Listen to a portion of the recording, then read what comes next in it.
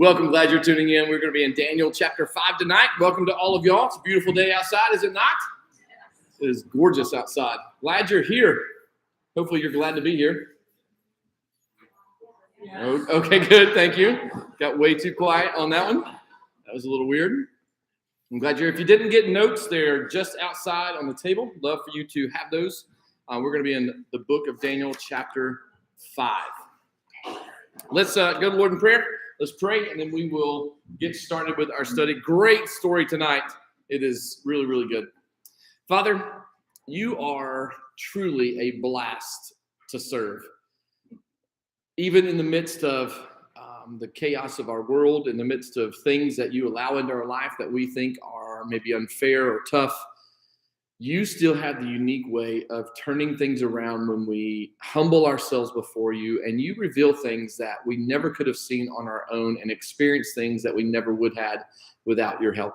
So thank you for what you have in store for us, not only here at our church, but from now until the return of Christ.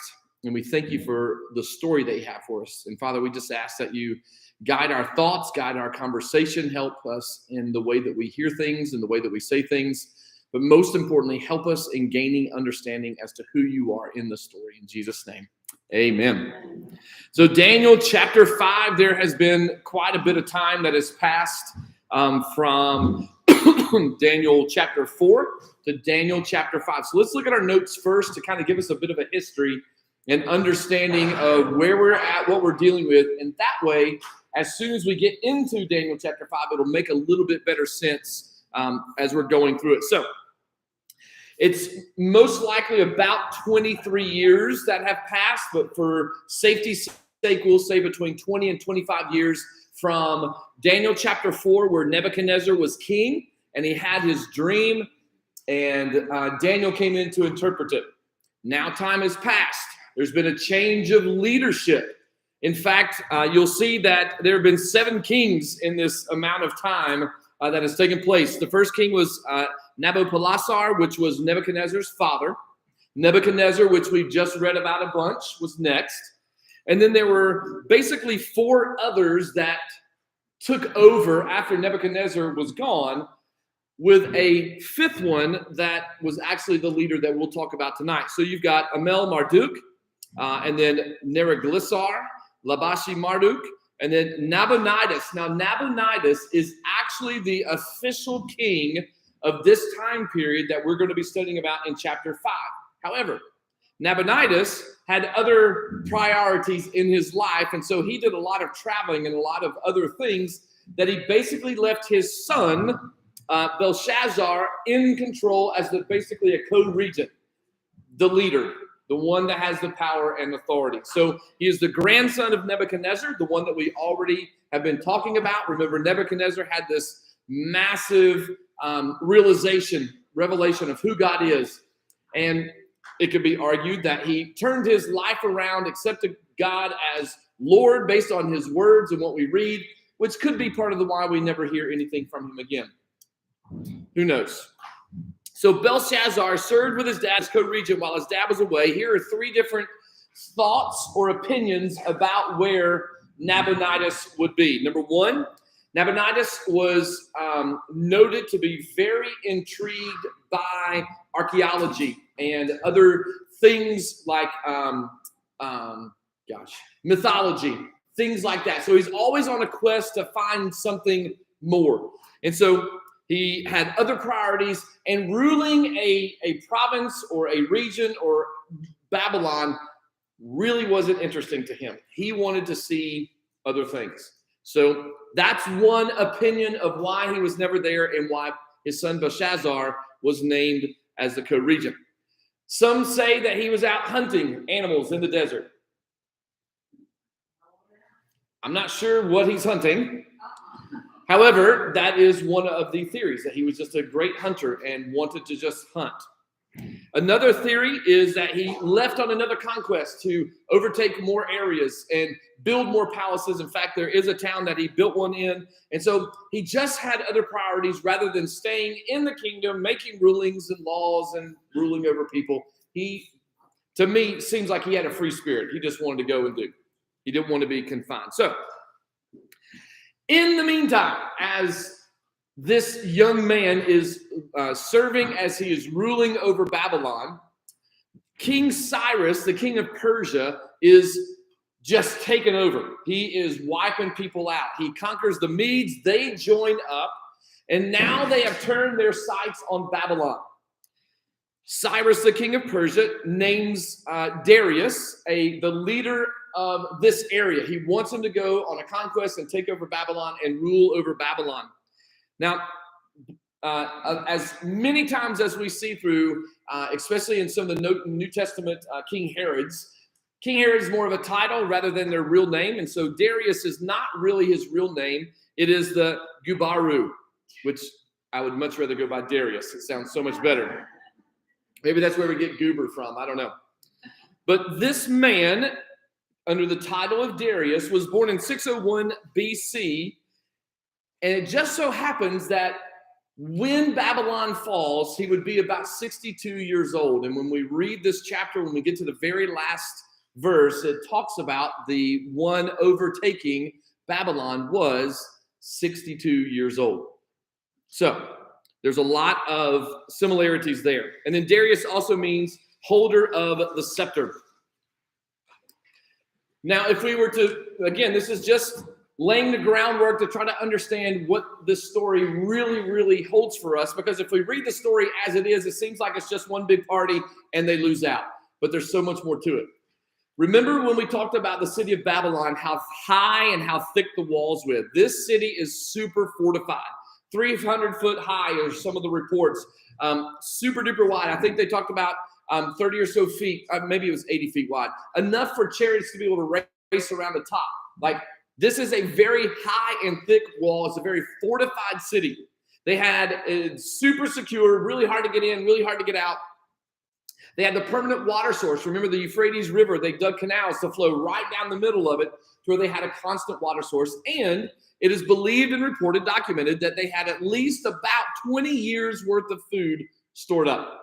That way, if anything happens, they're good. They can last for quite a while, because one of the ways that armies would besiege a city is they would just encamp around the circle or around the outside of it and just wait till the inside just starved to death or gave up because they have no way to take care of themselves. Well, Babylon was so secure, so smart, they were well prepared.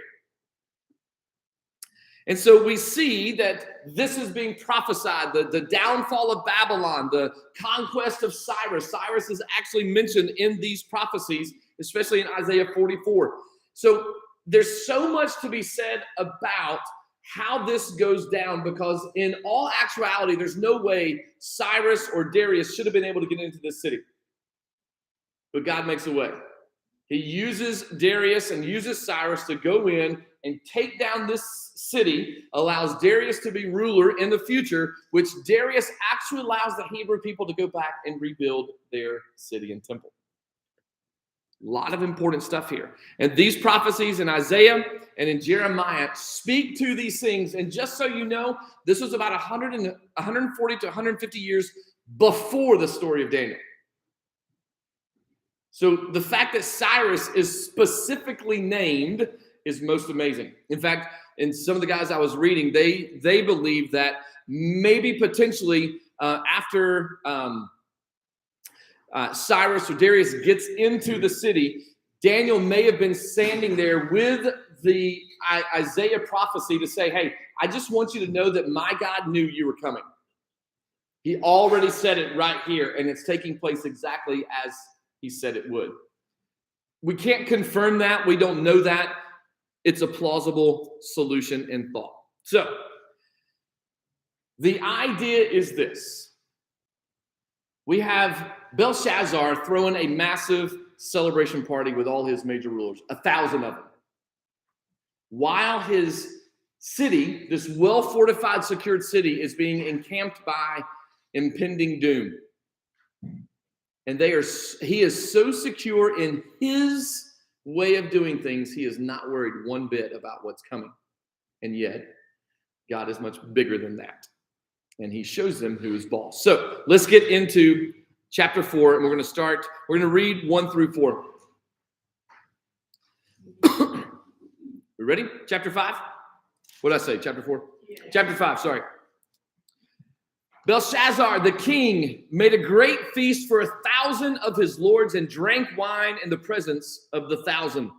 While he tasted the wine, Belshazzar gave the command, to bring the gold and silver vessels which his father Nebuchadnezzar had taken from the temple, which had been in Jerusalem, that the king and his lords, his wives, and his concubines might drink from them. Now, in the notes in just a minute, we're going to see that when it says father here, it is much believed that it was more of a term for a male, I lost the word. That works, yes. And so for the male ancestry, they would use that commonly, which makes sense as to why it would be his grandfather and not his true father. So they brought the gold vessels that had been taken from the temple of the house of God, and which had been in Jerusalem. And the king and his lords, his wives, his concubines drank from them. They drank wine and praised the gods of gold and silver, bronze and iron, wood and stone. So he has this massive feast.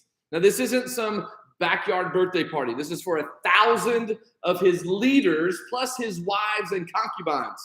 This is a really big party. The booze is flowing.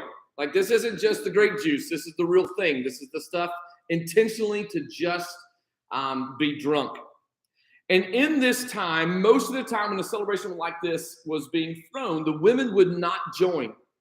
The only reason that they would join in a celebration like this is for sexual immorality. And so we see that because of that, we can make the assumption very confidently that this isn't just a drunken party, it's a sexually drunken party. It's a massive orgy.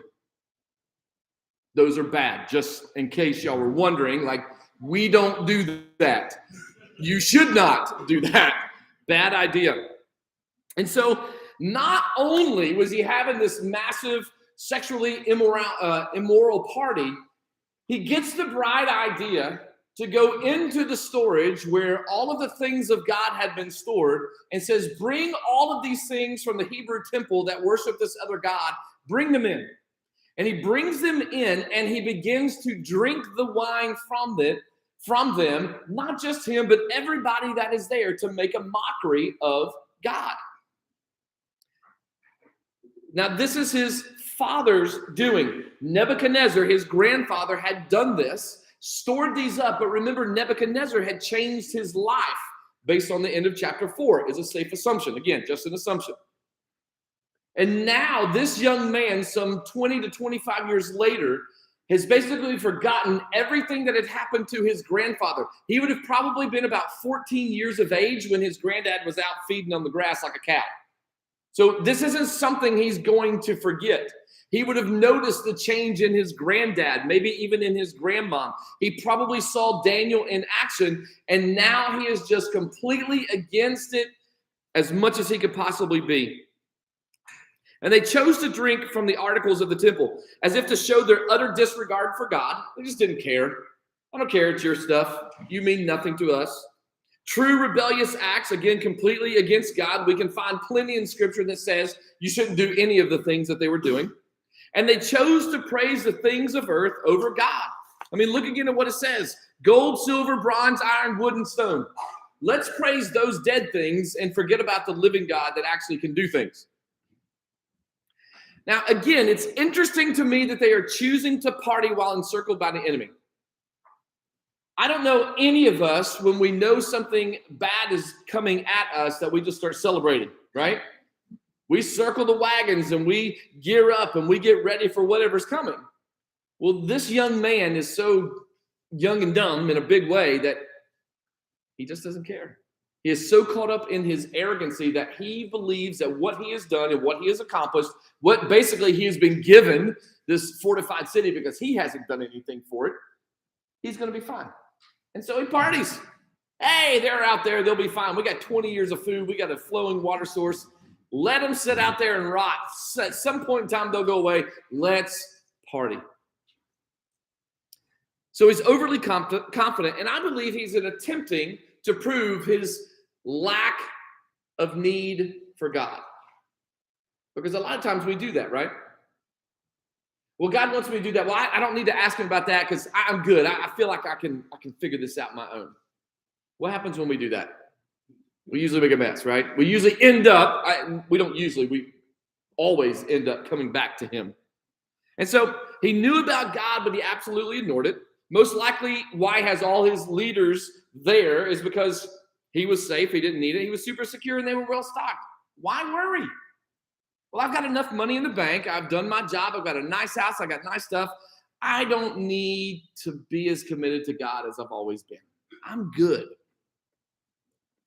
We know people. We've watched people do that. Sometimes we think that. But the reality is we always need God, no matter what. The stuff that we hold on to is just stuff. It's not going to get us anywhere. Any thoughts on 1 through 4? I think it's cool. Nebuchadnezzar. Let's say he changed it into Sure. Right? And he brought these new things into the family. And the young kid in the teenagers could have just said, rebel. And this is, why he went specifically to the vessels of, right? Just things that he had some hurt in him that he was trying to get over. Sure. The fact that Nebuchadnezzar potentially made these changes and he rebelled so hard says that there was a battle going on within him big time, for sure. Sure. Anybody else? No? Where was it prior to this where it was predicted that Nebuchadnezzar was going to take the articles of gold? Somebody was sick, a king was sick, and then another king sent a note or something, sorry you're sick or whatever. I'm totally paraphrasing, obviously. No, that's King James. You're right on the spot. And so to thank him for being concerned that he was caring about him being sick, he invited him to the treasury and showed him.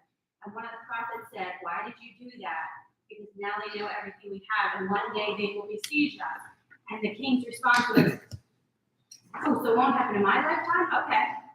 And he was cool with that. And then later... Off the top of my head, I'm not sure. Does anybody know? Who was it? Hezekiah. That's my favorite book to throw at people. Because that was like a prophecy, like, why did you do that? Now you've shown him. Sure. Thank you. Charlie, can you search for that a little bit for me, please? Do you mind? Okay. Charlie's going to find out for us, so we'll come back to that. I just remember his response, like, oh, the one has my life. Okay. Like, Yes. Not concerned that it's going to be children, grandchildren. Yes. All right.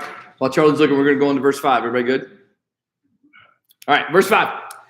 In the same hour, the fingers of a man's hand appeared and wrote opposite the lampstand on the plaster of the wall of the king's palace. And the king saw the part of the hand that wrote. Now, there's a lot of wine flowing here. A lot of alcohol happening. And I would imagine at first he's probably like, I've seen this before. Right? I'm just so drunk, I'm just seeing things. But the longer it lasted and the more clear that it was, I would imagine, well, we know that he sobered up real fast. Could you imagine seeing a hand floating in the air, riding on the wall? I would be unnerved, just a little.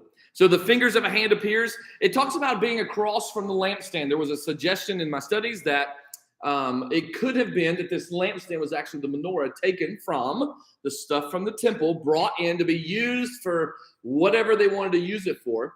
And that menorah, if it was burning, it would have burned pretty bright, which to me makes sense that if the writing was on the wall across from the lampstand, it was there to be lit up and to be seen very, very clearly.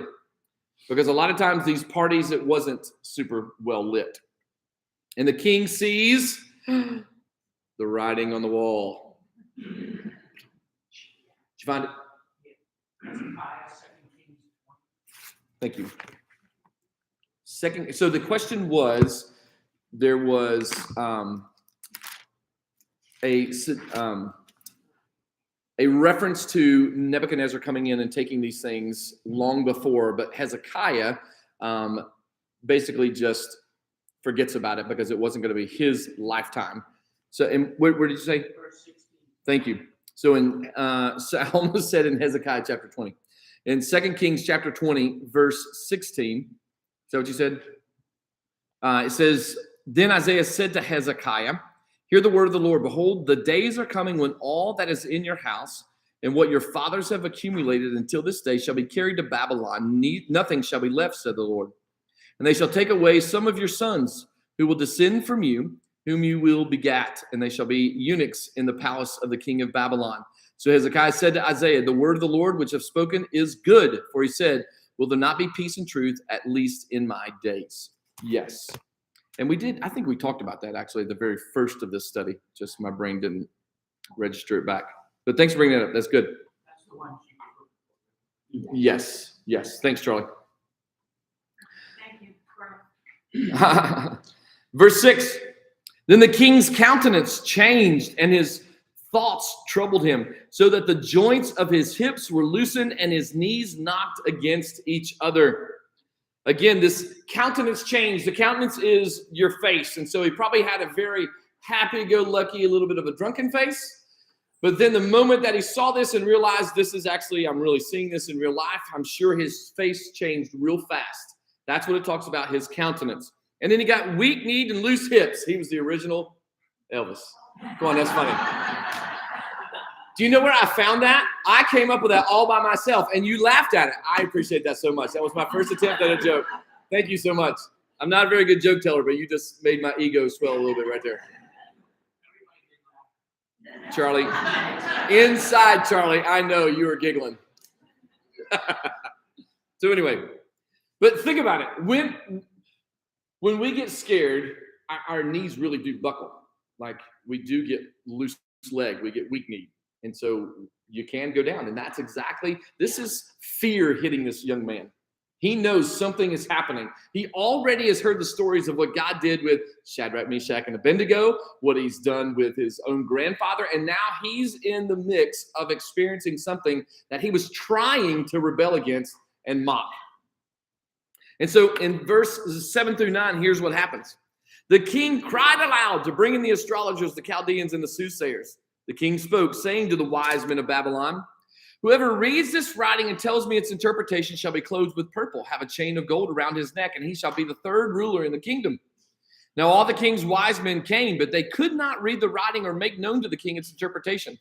Then King Belshazzar was greatly troubled. His countenance was changed, and his lords were astonished. Again, his countenance changed again. I wonder what that really means. I wonder what that looks like. Could there be some time that has passed? Maybe a couple of days have passed. I don't think so. I think he went from, okay, now my guys are here. I can take a breath. These guys will help me. And he relaxes. And then when they say, we don't know, the fear comes back again. These guys are the ones that are supposed to help me and guide me and give me understanding. And they can't even do it. So now what? So he cries aloud for help. All his wise guys come running. He offers them a great reward for their help. So he says, if you can interpret this thing, the writing's on the wall. If you'll just tell me what it means, I will give you these three things. First, I will give you some purple clothing, which again, purple just means royalty. So he's like, I want to treat you well. I want to give you something that you don't normally have. I want to give you something that's special. Then he says, I'm going to give you a gold chain. Now, here's what's interesting. Gold chains were only worn if the king gave you one. It's the only way that they could have been worn, which I think is fascinating. So it sets these guys apart. So there's natural incentive of come up with something like you want to wear this gold chain around public to be seen and to be recognized that, hey, the king gave me this personally. And then lastly, you're going to be third ruler in charge. Well, the question might be, well, if King Belshazzar is there, who's number one? Remember, this is where Nabonidus comes in. He's not mentioned here, but here's where the understanding of the history comes in.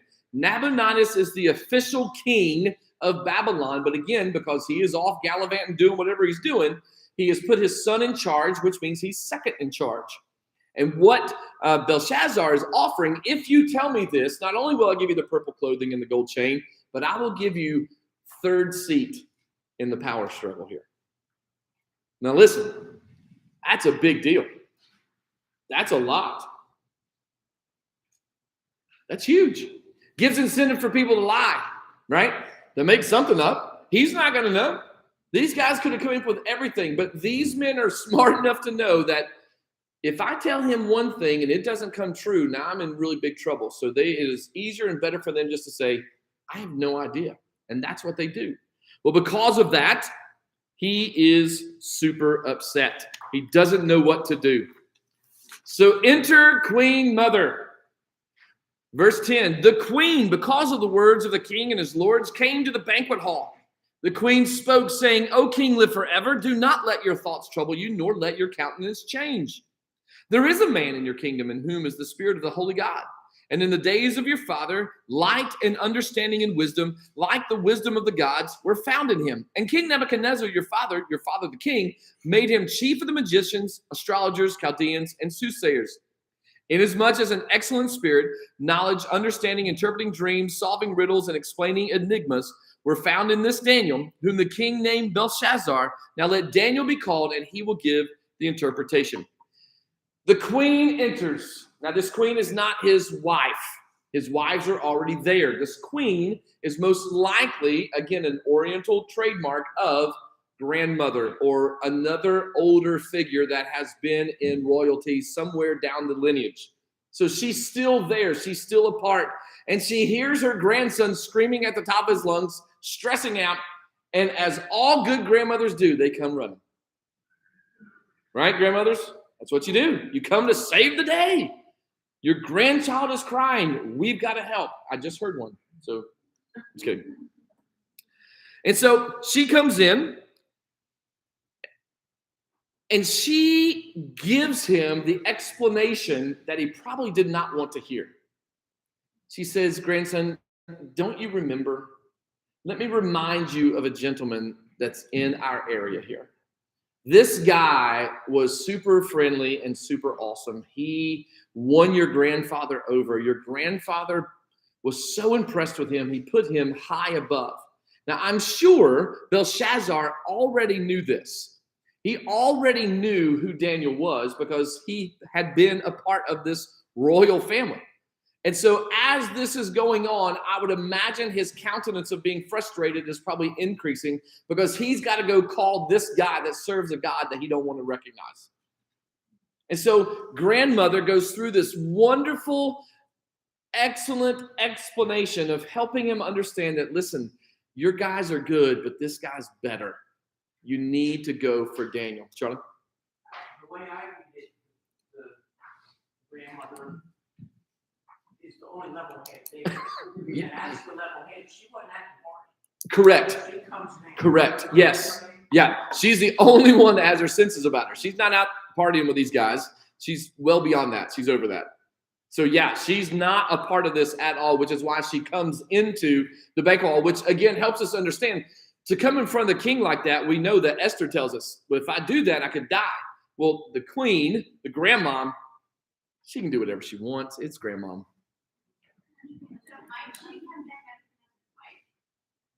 Yes, she would have been. I wouldn't say definitely, but most likely, I would say like 99.9% sure. That's what's reported and documented, actually. So she says, call Daniel, he can help. Now, the question we have to ask ourselves is, where's Daniel been?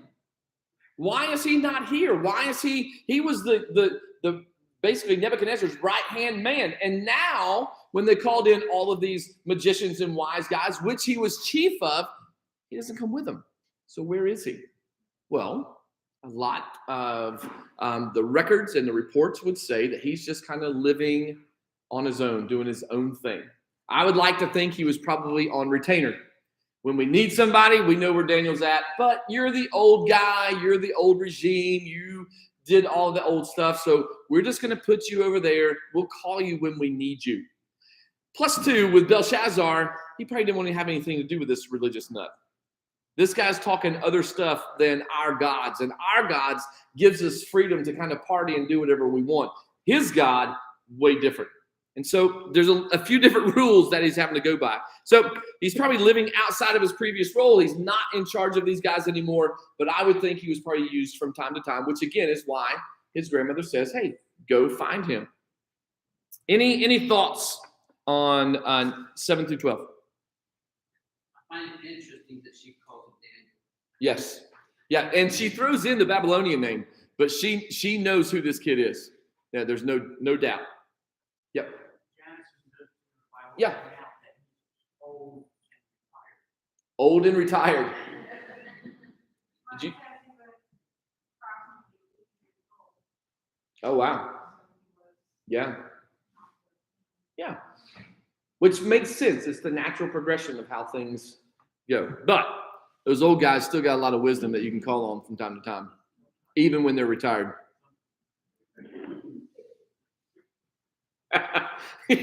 Pastor Lasco is agreeing to that. I think he's agreeing to the sometimes, not what I said. Any other thoughts? I just love that it's the grandmother that comes in. Because there's something special about grandmothers. Granddads are cool, but grandmoms, there's something special and deep within them that they just have that connection with their grandkids unlike no other. And this woman, I use the term loosely, godly woman, but she at least recognizes that Daniel's got something different than all of us. And she was there when she watched her husband go crazy and then watched her husband come back to sanity and proclaim that God is the God. So we don't know what's happened in that 20 years, but we can surmise that the fact that she comes back and says, hey, I remember a guy, there's something going on within her that keeps that alive. So we find Daniel's response in the rest of chapter 5 very interesting because it's much different than chapter 4. In chapter 4, remember when he's getting ready to give the answer to King Nebuchadnezzar about his dream. Remember, Daniel was very troubled with this. And we know that he was troubled because it says that he was troubled. He didn't want to tell King Nebuchadnezzar that this is what's going to happen to you. You're going to go out and look crazy and eat like a cow. Why didn't he want to? Because King Nebuchadnezzar was his friend. Even though he was the very king that took him captive, they had built this relationship that he respected King Nebuchadnezzar and he didn't want to see this happen to him. But because of King Nebuchadnezzar's arrogancy, Daniel couldn't stop it. Although he tried and God was patient with him for that full year. And so this time, it's kind of the 80-year-old man coming in and saying, you know what, I've had enough of this junk. Like, this is getting dumb. Like many of you might be looking at our world today and our nation thinking, okay, this is getting stupid. Right? You can amen that. And so Daniel comes in and says, you know what, I got nothing to lose. I'm going to tell you what you need to hear. Here it goes. He also sees the deliberate acts that this young man is doing against his God. He probably walks in and sees all of these things that he has admired all his life and respected because they were God's, and now he's watching them desecrate every one of them. Verses 13 through 16. Here we go. Daniel was brought in before the king. The king spoke and said to Daniel, are you that Daniel who is one of the captives from Judah, whom my father the king brought from Judah? I've heard of you that the Spirit of God is in you, and that light and understanding and excellent wisdom are found in you. Now the wise men, the astrologers, have been brought in before me that they should read this writing and make known to me its interpretation, but they could not give me the interpretation of the thing. And I have heard of you that you can give interpretations and explain enigmas. Now, if you can read the writing and make known to me its interpretation, you shall be clothed with purple, have a chain of gold around your neck, and shall be the third ruler in the kingdom. It's a quick reminder to Daniel in verse 13. It's almost a dig. Do you see it? He's putting Daniel in his place to remind Daniel, as if Daniel had forgotten, that aren't you that captive that we brought from Israel? Aren't you that low man on the totem pole, that low-class citizen that we took and made a eunuch? Can you feel that? This kid is just snotty. He is absurd. He says, I know about you. I've heard about what you can do. There's no way, I don't believe, that with this young man being in the line of royalty that he is in, there's no way that he could have been a part of that and seen all the things that Daniel had done and not really know who he's talking to. I don't believe that. Unless Daniel's off doing other things away from this kid, I just believe he plays like he doesn't know, but I think I'm pretty confident that he does know. And then he says, I have not necessarily needed your help, but my guys can't help me on this one, so interpret it and I will reward you. In other words, he's saying, you know what? If you can, great. If not, whatever. My guys tried. You probably can't anymore. You're old. You're washed up. But if you can, I'll give you the same reward that I offered them. And watch verse 17. Love this. Daniel answered and said before the king, let your gifts be for yourself and give your rewards to another. Yet I will read the writing to the king and make known to him the interpretation. He basically just shoos him away and says, your stuff means nothing to me. Your rewards, your accolades, I don't care. Keep them for yourself. So he's really insulting the king a little bit. It's almost as if Daniel's digging back. Oh, you're just a captive. Oh, you can keep your junk because that's what it is to me. In fact, I want you to understand that I don't need any of the things that you're giving me. Therefore, when I give you the interpretation, you will know that I'm not lying to you to get whatever you're offering me because I don't want it. Love that. But I will tell you what you have asked.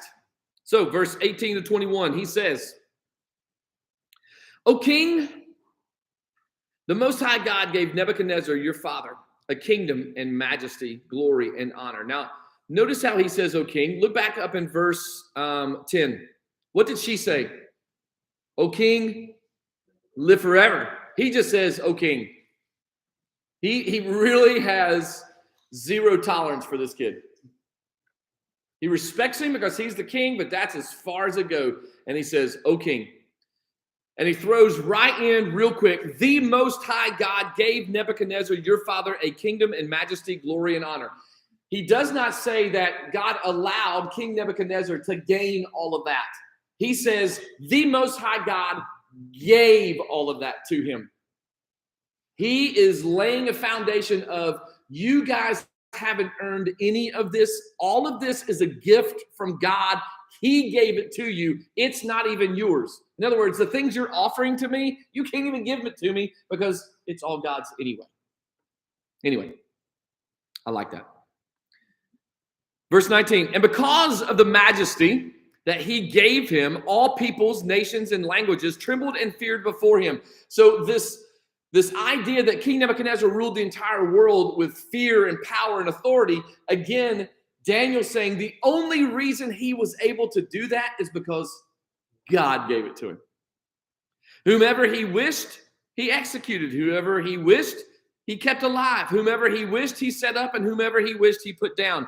But when his heart, we're talking about Nebuchadnezzar, when his heart was lifted up and his spirit was hardened in pride, he was deposed from his kingly throne, and they took his glory from him. Then he was driven from the sons of men.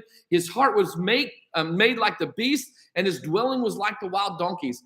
They fed him with grass like oxen, and his body was wet with the dew of heaven till he knew that the Most High God rules in the kingdom of men and appoints over it whomever he chooses. Now, this kid probably already knew all that, but Daniel wanted to make him aware just in case he forgot.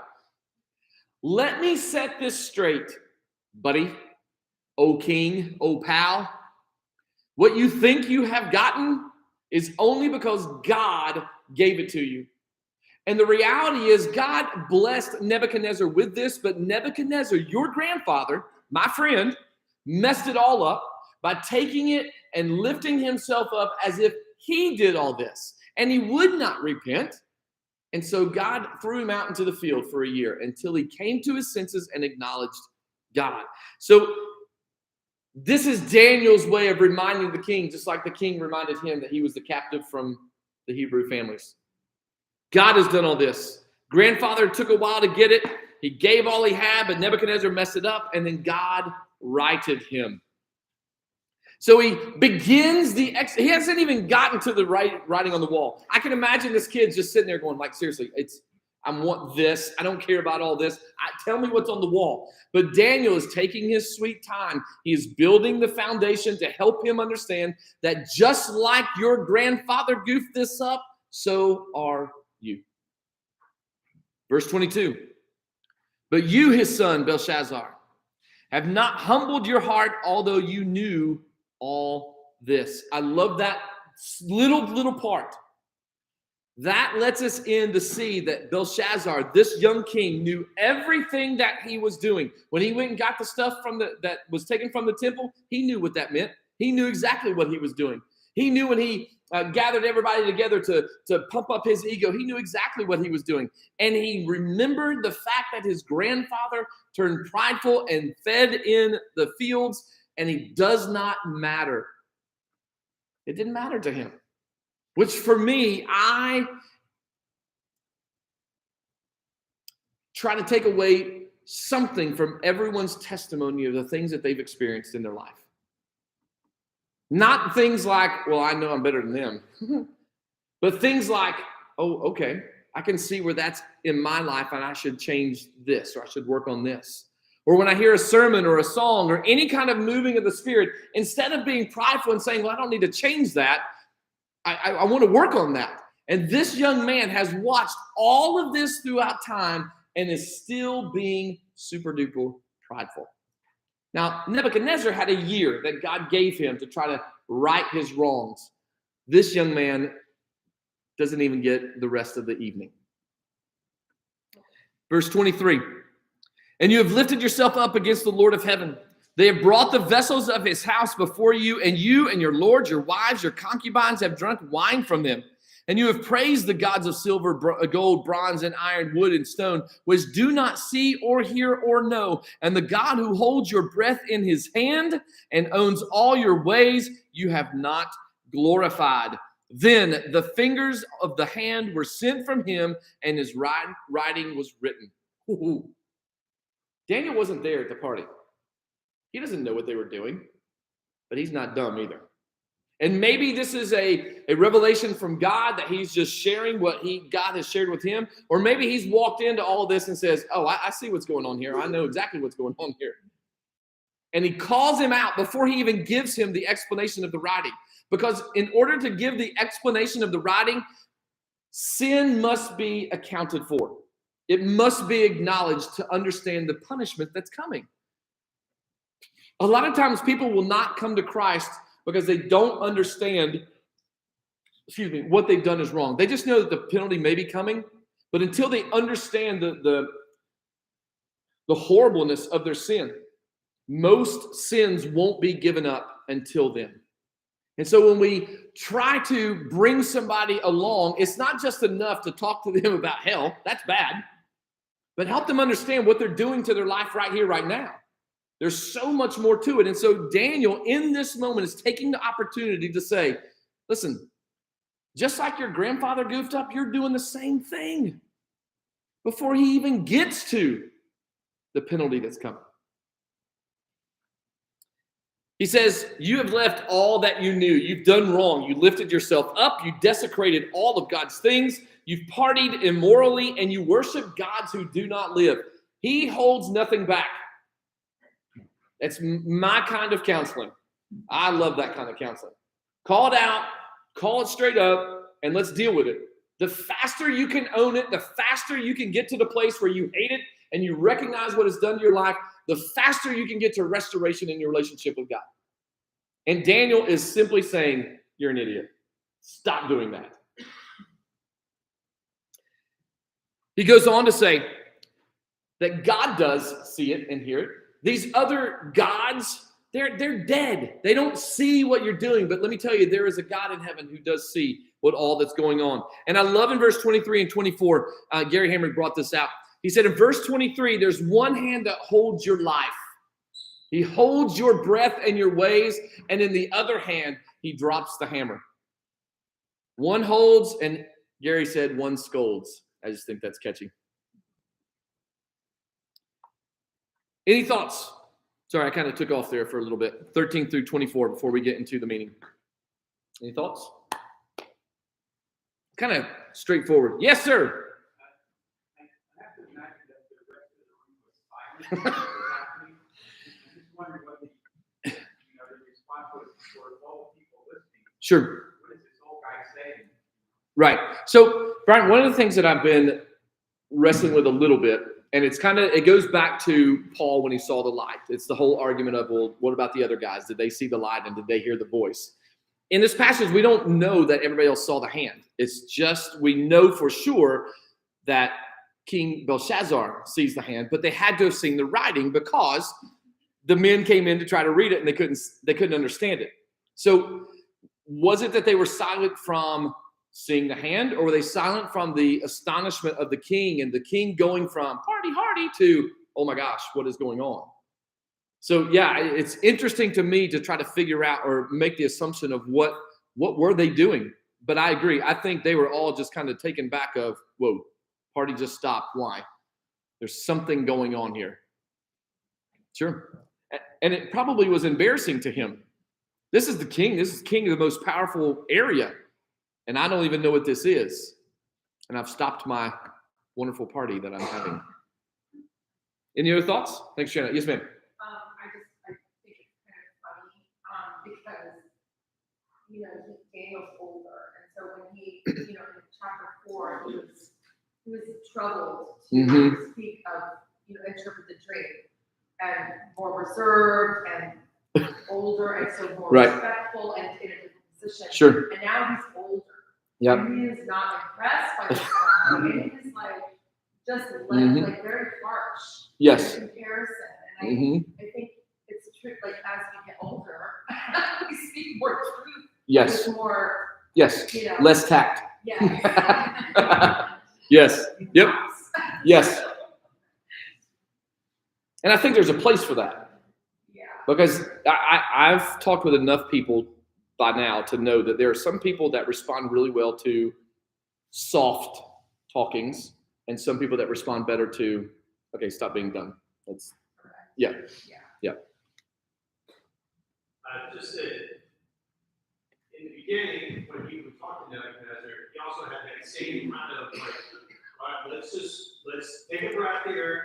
Let's recap everything that's going on, so everybody's clear as to what your intentions are. Yes, that's true. And you're referring back to in the first dream, the very first dream, when he was ready to just wipe everybody else off the face of the earth. And he goes to him and says, whoa, time out. So you're going to do this and this and this. Give me a minute. Right. Yeah, that's good. It reminds me of what God says, right? It's when you know the truth, but yet you go a different direction. And here it is, like, all right, let's lay out exactly what the facts are. Let's lay out the truth to this moment. And now you've got a decision on which direction you want to go. Sure, absolutely. And it clearly is. And Charlie, you can correct me if I'm wrong, but that's a popular counseling technique too, to kind of pull everything in and kind of lay it back out, which gives the person time to really hear it from a different tone and allow them to think through it in hopes that they will come to the right conclusion and make the right choice, which none of these guys do ever. Is that fair to say? Perfect. Yes. Anybody else? Any other thoughts? Because we're getting ready to get to the good stuff. All right. So remember, there's an army outside, and these guys decided to party, and now God has shown up. Okay? Verse 25. And this is the inscription that was written, many, many tickle Euphrasin. This is the interpretation of each word, many, which God has numbered your kingdom and finished it. Tickle, you have been weighed in the balances and found wanting. Ooh, I love that. That's huge. Verse 28, Perez, your kingdom has been divided and given to the Medes and Persians. Perez is not a different word. He's not misinterpreting. It's the singular version of the word that was written, just so we're all clear with that. Then Belshazzar gave the command, and they clothed Daniel with purple and put a chain of gold around his neck and made a proclamation concerning him that he should be the third ruler in the kingdom. Now, Daniel is probably thinking, yeah, well, thanks. And why did he accept it, or did they just force him to take it? Daniel knows what's getting ready to come down the pipeline. He's like, nope, I want no part of that. So verse 25, we find some different understandings of what this is. So we get to many. It is actually the word for the value of the minus, which also means counted and numbered. So it's a value, but it also means counted and numbered.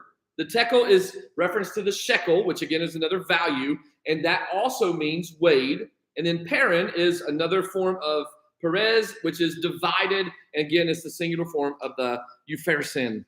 Now, the letters that are written out to the right, that is a popular belief that was how it was written on the wall. And if you will notice, it's all consonants, and they read right to left because it was written in Aramaic. We are not sure what was written there, but many believe that it was only consonants, which could lend us to helping us understand why it was hard for the interpreters to be able to read it and figure out what was being said. I mean, if I looked at that, I would have a hard time with it, especially because I don't know Aramaic, right?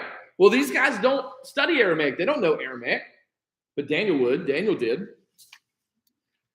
And so could be why it was hard or difficult, or it could have been written where all the letters were there. Again, we're not sure. That is just a popular belief.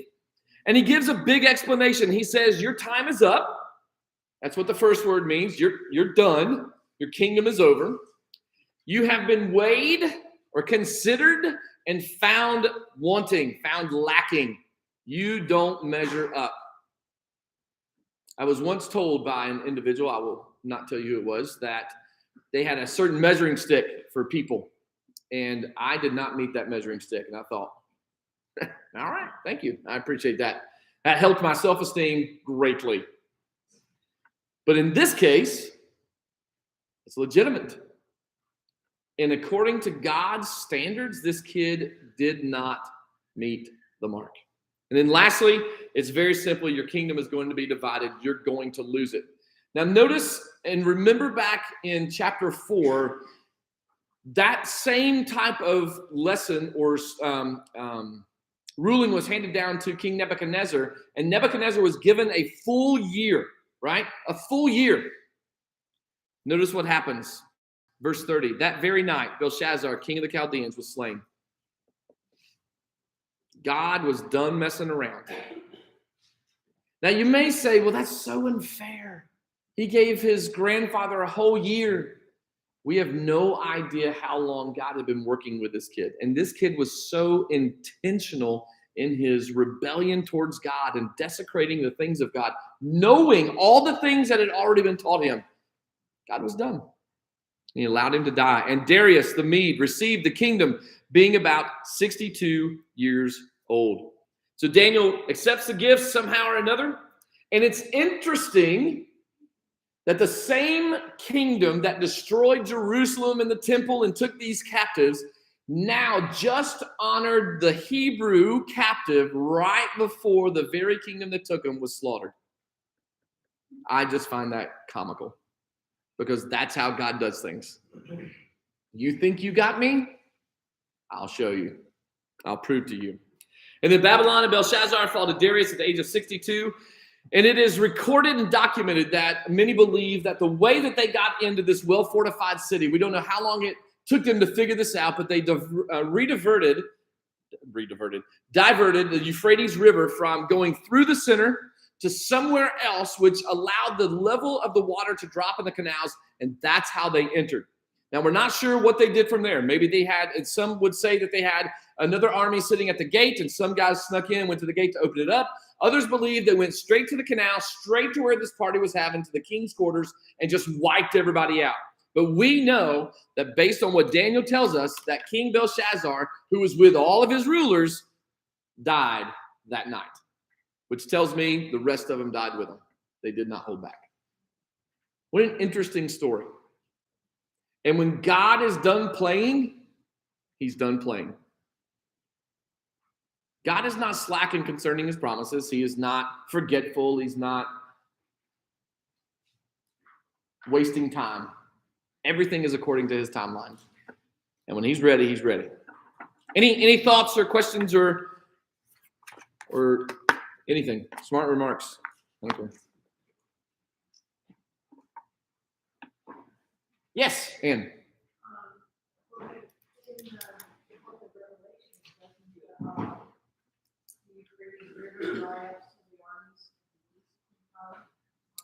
Yes. Was that in there in Revelation? Yes. and then Yep. It's flat, and then the armies can find it at the east. Yes, and it is. all that can come Really into the trap. Right. So, So are you saying the revelation's already taken place? no. I'm kidding. I'm kidding. It's similar, very similar. I'm just saying that when you It is very, very important. line up, Yeah, you can head out. sure. Yeah, sure. Anybody else? Yeah, Bill. It's just what an awkward situation for the king to be in, because like it's you're getting those down, all right, your days are numbered, you're done. Okay, well, here's your jacket and your Oh, yeah, sure. So how you live in the two worlds, and you just gave quite devastating forecast of the rest of your night, really. But you now gotta like celebrate this guy because he Told you you're going to get whipped. That's a good point. Yeah. Imagine how he's like, how he's trying to manage that in his mind. I guess his ego probably just took over anyways. He was probably just happy to have some type of explanation. Probably didn't really even care. He doesn't respect God anyway. So he's probably like, whatever, dude. Here's your stuff. Thanks. Let's go back to partying. But he saw his grandfather have a whole year. That's true. So maybe he thought. That is a great point. Get over it. That is a really good point. He saw his grandfather have a whole year to change things. And maybe he thought, you know what, we'll just finish partying tonight. Tomorrow we'll start new. Tomorrow never came. Yes, ma'am. In 1914, Ooh. they discovered texts that confirmed that Belshazzar was king, that the Babylon Empire fell during the Great Feast, and their excavations uncovered a throne room that could accommodate 1,000 nobles, and the walls were made of white Plaster. Yes. That's awesome. That's really cool. And I know, and it's so helpful to us to hear that they found it. They found a place big enough to hold 1,000 people or more for a party. They found the walls that had plaster on it, which is kind of rare and random there. And King of Babylon was Belshazzar. Absolutely. That's good stuff. Yes. I like that when he was doing his summary, making sure that he understands God gave his grandfather all this. Yes. When he starts the interpretation, I don't see it as three interpretations, just one. One sentence. Yes. God has no interpretation. Because he found you wanting, therefore you lose your kingdom. And so just like in the summary, all the glory goes to God, all the credit, this is God doing this. Yep. And I feel like when I read stuff like this, I look at where we are in our world, Sure. in our country, and go. Yeah. Yeah. And I think too, Charlie, I think it's so important that when we are doing any type of counseling or any type of encouragement, we build the foundation from this. This is what God is doing and working here. And I see that in what Daniel's doing. Daniel's not saying, look, this is my words. This is not, but you need to understand that the God that I serve, he's allowed all this. And so what I'm getting ready to share you is because of my experience and what I know, and you need to listen because God is getting ready to tell you something. That's important. That's so good. Ann? I was just, I know God. Sure. But yet, Daniel has the robe on and all the gold and stuff. So I mean, to an invader, Yes. he was all just, it wasn't like he was Yes. in a different kind of. Yeah. So he must have been protected in some way. Some way, somehow. So to play that out, because we don't know. But to play it out, I think once Daniel gave that proclamation and got his stuff, he left. Probably went home and just put that stuff away. But we don't know how much time. Maybe he passed those guys in transit, or it could have been hours later. We're not quite sure. Which is why one of the guys that I listened to talked about that maybe Daniel was standing at the gate with Isaiah's prophecy saying, hey, King Cyrus was prophesied that he was coming. I mean, Darius is there in King Cyrus's stead, but King Cyrus is the one pushing this conquest. It's right here, 150 years before you got here. It was already said, God said you were coming. So there may be some room in there somehow, some way that helps us see that absolutely God did something, obviously, to protect Daniel all the way through that, for sure. Anybody else? Yes, sir. The next chapter, all of a sudden, Daniel is over the kingdom. Again.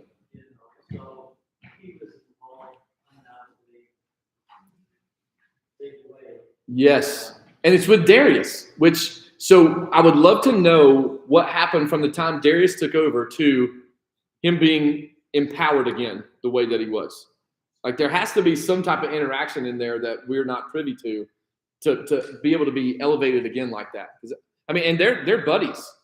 I mean, Darius is legitimately concerned, but it's next week. But yeah, it's not next week. I'm glad I said that. Next week is VBS, so we will not have normal class because I will be teaching the little kids. But the following week, we'll be back in Daniel chapter 6. So, but thanks for sharing that. Absolutely, yeah.